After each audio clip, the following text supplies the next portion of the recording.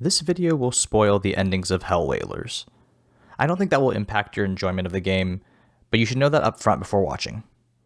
It also spoils like Moby Dick and the Inferno, I guess. We cannot be united with God unless we freely choose to love him. But we cannot love God if we sin gravely against him, against our neighbor, or against ourselves. To die in mortal sin without repenting and accepting God's merciful love means remaining separated from him forever by our own free choice. This state of definitive self-exclusion from community with God and the blessed is called hell. The Catechism of the Catholic Church says relatively little about hell. 5 paragraphs, much of which are quotes from Scripture. Compared to the literally millennia of depictions of what ultimate suffering might look like, it's relatively banal.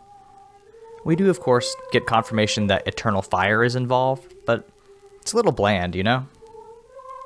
Contemporary takes on hell are all well and good. In Terry Pratchett and Neil Gaiman's 1990 novel Good Omens, the demon Crowley debates the merits of hell with his angelic colleague Aziraphale, one of which being that hell has all the good musicians. And in the NBC comedy The Good Place, hell is depicted as an office hierarchy, with various demonic architects in charge of different branches of a torture org chart.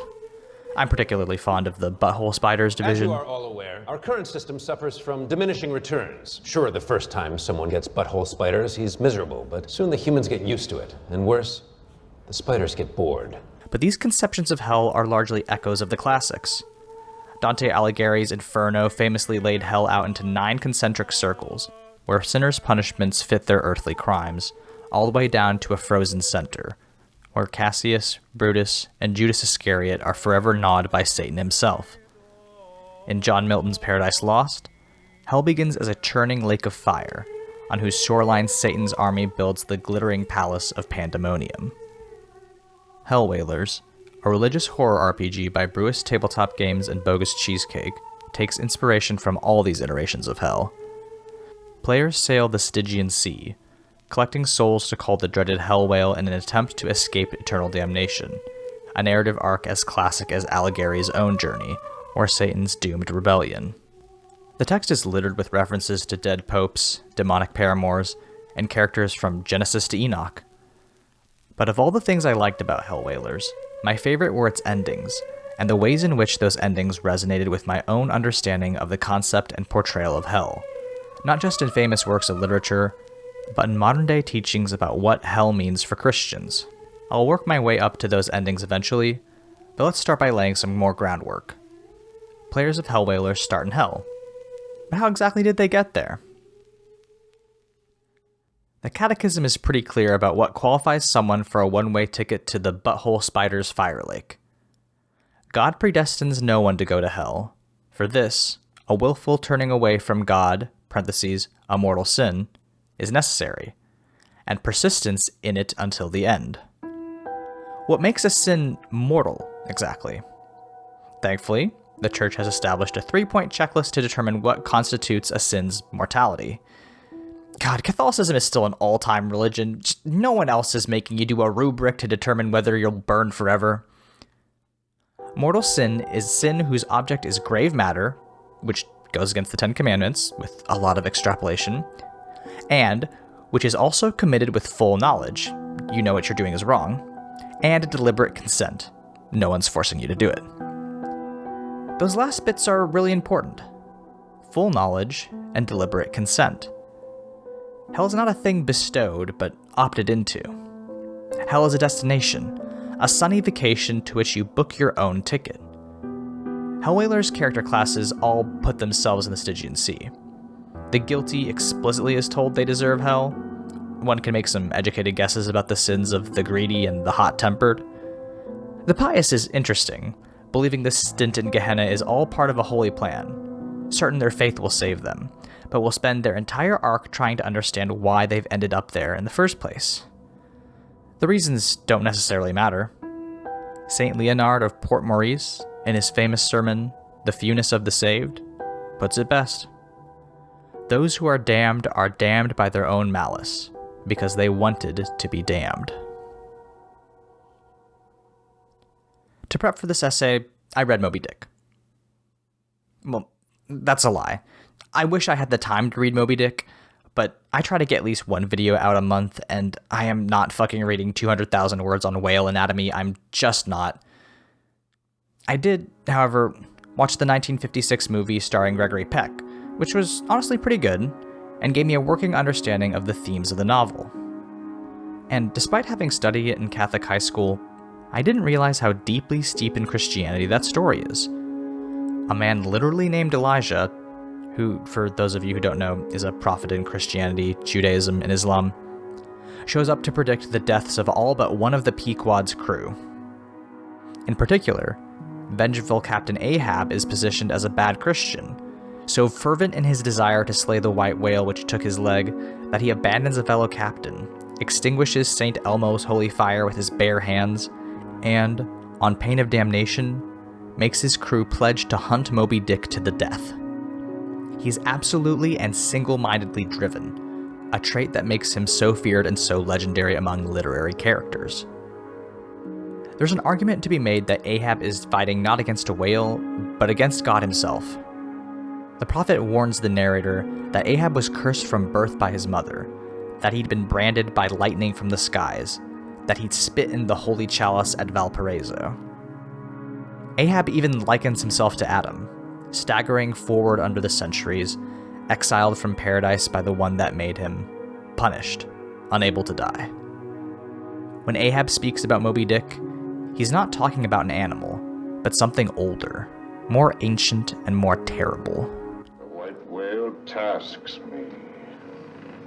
He heaps me. Yet he is but a mask.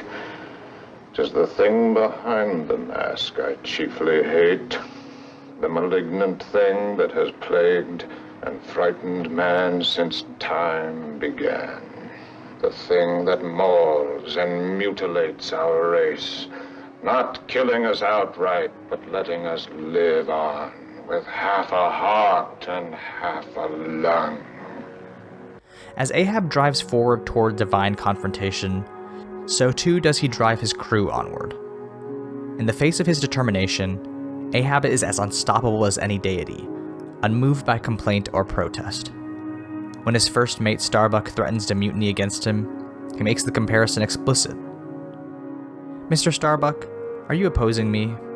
If so, I'll have you know there is one God that is Lord over the earth, and one captain over the Pequod." And I like this comparison a lot, actually.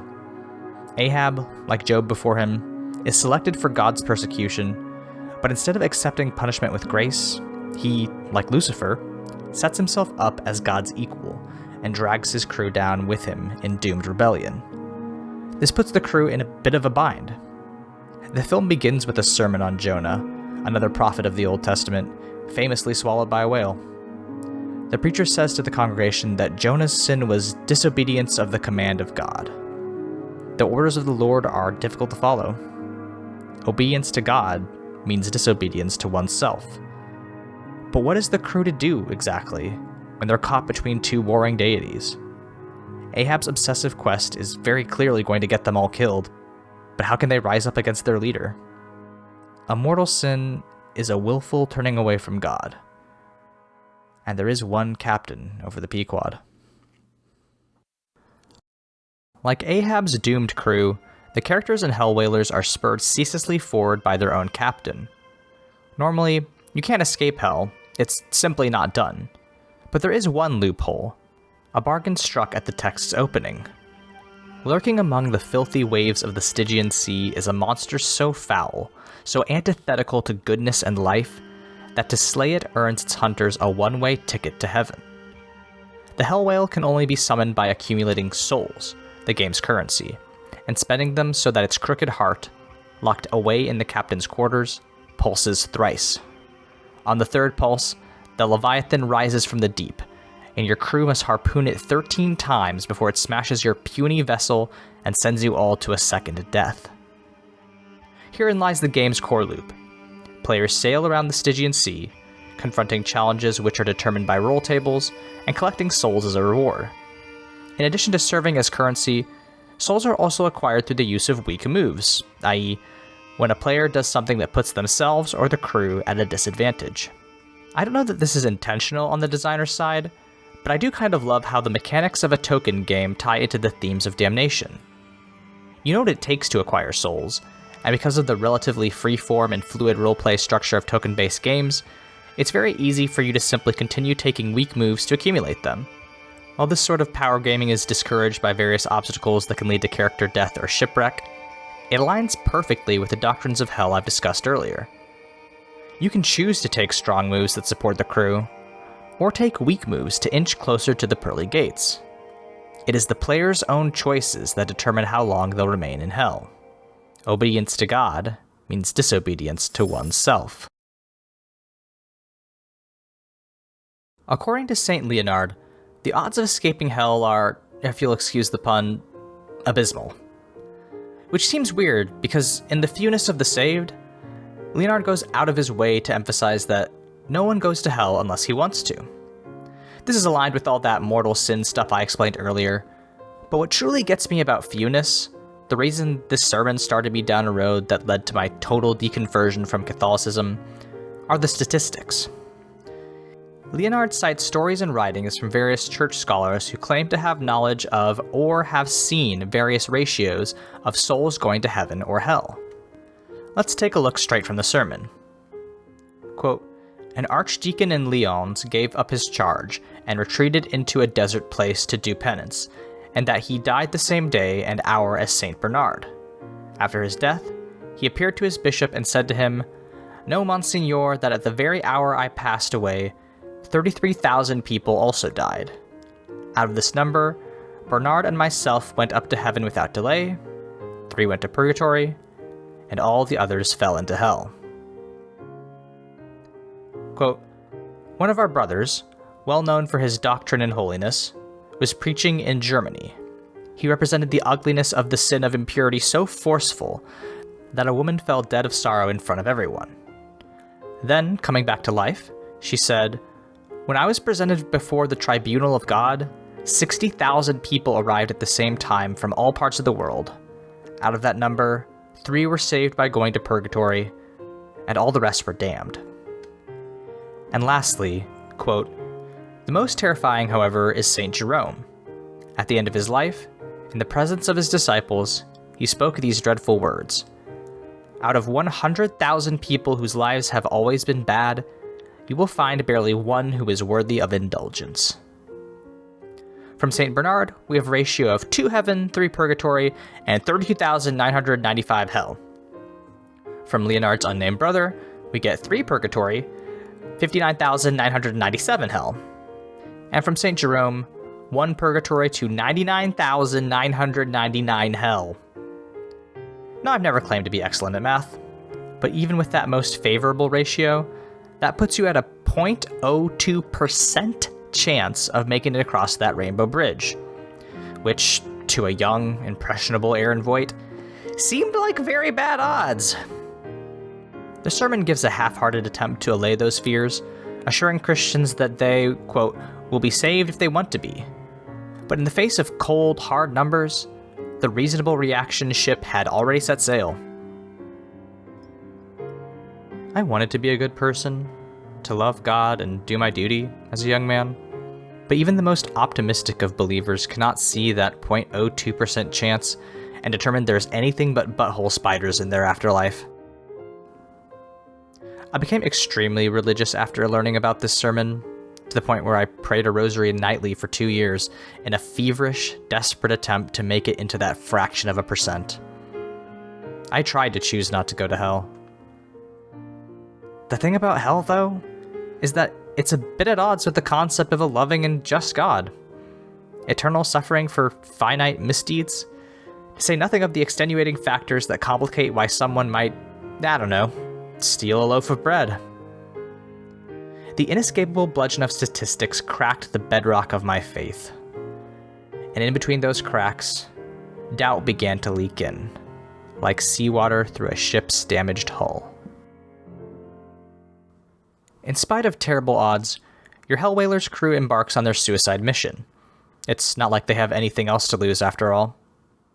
As you plunge into ever stormier waters, you'll find your vessel spends a lot of time managing its limited resources. Souls are certainly the most precious currency, but you'll also want to keep an eye on food, repair, and weapon supplies. Food and repair are matched with 7 letters, respectively spelling out claimed and wrecked. Damage to crew members or lack of food supplies has players mark out letters unclaimed, and injuries to the vessel itself deplete wrecked. When a claimed is fully exhausted, crew members will begin to succumb to the trials of hell, and if wrecked is expended, the entire ship capsizes. You can keep these meters at bay by spending food and repair supplies, but it's a near thing, as it takes 5 repair to clear 1 marked letter, meaning disciplined resource management could be the difference between life and death. Similarly, weapon supplies must be closely monitored. If you enter into the Hellwhale battle with fewer than 13 weapon supplies, you're mechanically screwed from the start. There is one way to tip the odds in your favor, however, and that's by gambling souls on the Devil's board. Every night, your crew will bet a number of souls in a game of Sick Bow. I'm not going to get into the statistics of Sick Bow, but basically you have an okay chance of doubling your money if you bet that the sum of a 3d6 roll will be either small, between 4 and 10, big, between 11 and 17, or odd or even, which is about 48.6%. Everything else becomes much trickier, but as this beautifully illustrated board points out, the more improbable your bet, the much better payout you receive. If you hit that lucky jackpot, you'll be rolling in souls, flush with cash and ready to fight the Hellwhale and storm the gates of heaven. However, there is a catch. Whatever you roll on the Devil's board at night, the day after will respond in kind. Hellwhalers' random event tables scale with results on the Sick Bow board, meaning that your big payout might yield a veritable soul harvest, but it might also bring disaster to your crew at the same time. Results of 1, 3, and 5 are generally beneficial, while 2s, 4s, and 6s generate obstacles, narratively and mechanically. And woe be to the sailor who rolls triples on the Devil's board, as fate will reward you with anything from a hole in your ship to the premature arrival of the Hellwhale itself. I really love this integration of gambling and counter generation. Random tables have been around practically since the start of the RPG hobby, but it's gambling's very association with sin and vice that makes it perfect for Hellwhalers. Unless you're Johnny from Georgia, you absolutely should not make a bet against the devil. And in this game so clearly steeped in foul omens and imagery of doomed voyages, it's absolute folly to think anything good can come of it. To quote Job 41, "Can you pull in Leviathan with a fishhook, or tie down its tongue with a rope?" No, you can't. It is not Ahab's fate to slay Moby Dick. It is not Satan's destiny to overthrow God. And it is not man's place to snare the devil. But your doomed crew will try anyway, commit hubris of the highest order, and if you're incredibly lucky, fill the Hellwhale's hide with harpoons to earn your final reward. And here, dear listener, is where we get to the endings. If you aren't crushed, starved, flayed, or capsized by any of the numerous threats just over the Stygian Sea's horizon, if you manage to bring the Hellwhale to heel, you get the equivalent of a video game ending cutscene. Since this RPG follows such a clear narrative arc, I think it's a really fun idea to include multiple endings. And what really intrigued me about these endings was the ways they stem from the same sorrow and irony of the stories, myths, and theology that Hellwhalers draws from. As your crew butchers the Hellwhale, roasts its flesh into a blubbery stew, one of 6 scenes will play out. In the Shooting Stars epilogue, something from the gates of heaven, something you could easily read as God himself, calls down to the crew. It asks why you think you're worthy of redemption, and subsequently cuts down your argument with omniscient knowledge of every wicked deed you've done. In the end, it dismisses you. Heaven cares not for thy workings of hell. You cannot find salvation here. This is the orthodox ending, the ending that complies with Christian canon. From the Catechism, immediately after death, the souls of those who die in a state of mortal sin descend into hell, where they suffer the punishments of hell, eternal fire.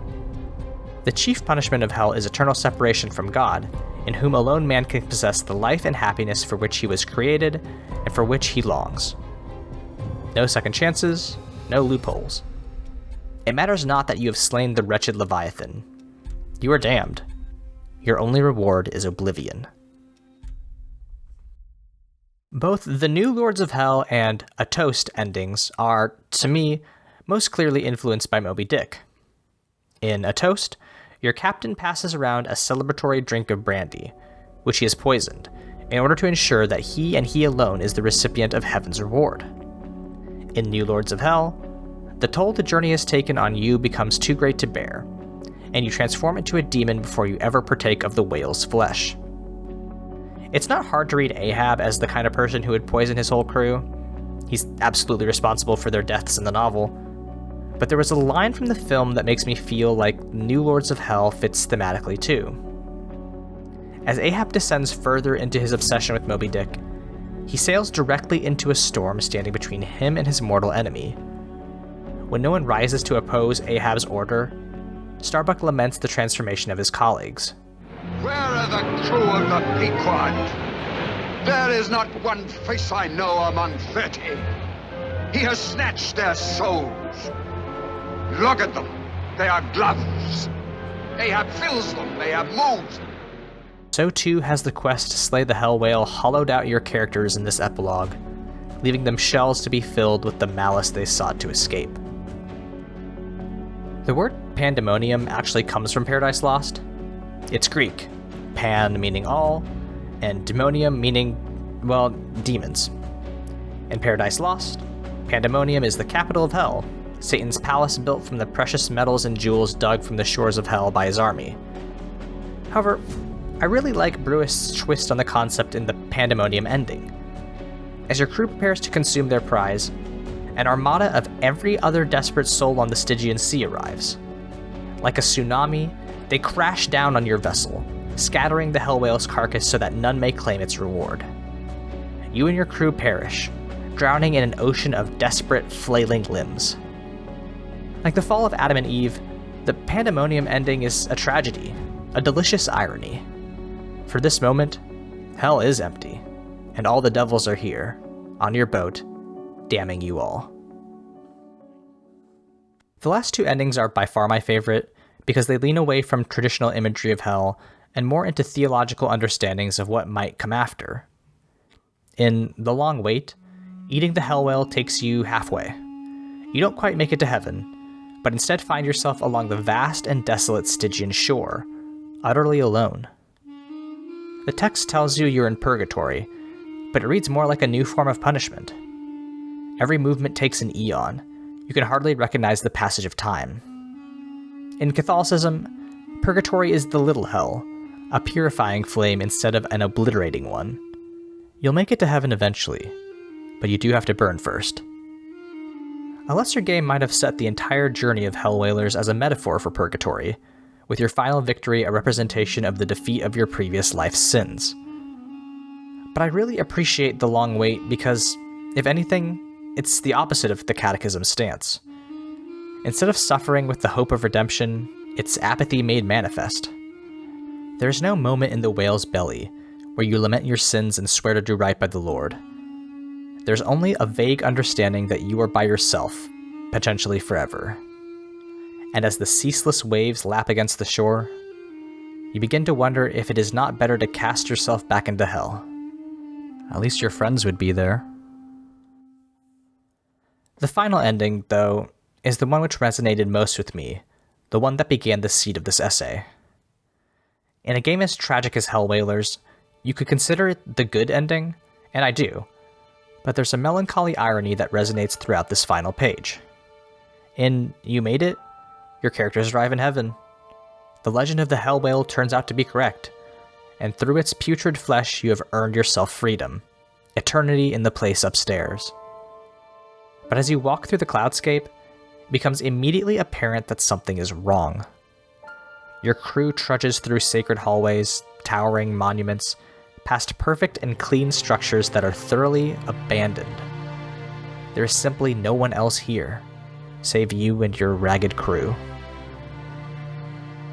Eventually, you come upon a golden staircase, which leads to a stone door, which, if you dare to risk a peek through its crack, leads into a room. There, in the infinite expanse of heaven, sits the throne of God, perfect and glorious. And it is empty. No choirs of angels, no throngs of worshipping faithful, and most notable of all, no Lord above. There is nothing here but dust.